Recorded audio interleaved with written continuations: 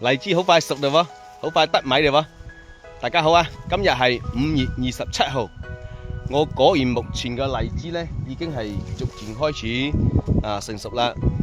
25號嗰晚呢就打咗一次萬驚紅，等過多幾日熟啲呢就可以上市啦。呢啲過多幾日呢都係可以上市嘅啦。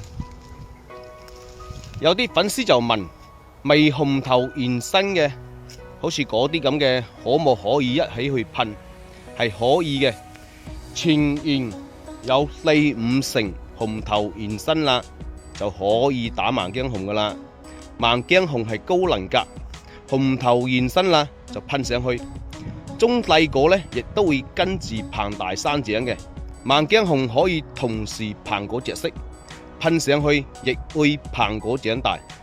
噴萬驚紅可以促進着色、上色昆人，提高糖度，提早上市。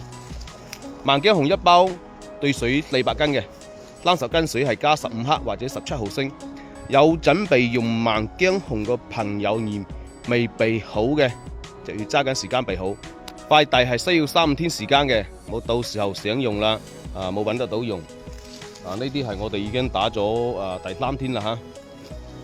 依家上色上得好靚，鮮紅嘅，鮮紅嘅。嗰日上前晚上咧係咁樣嘅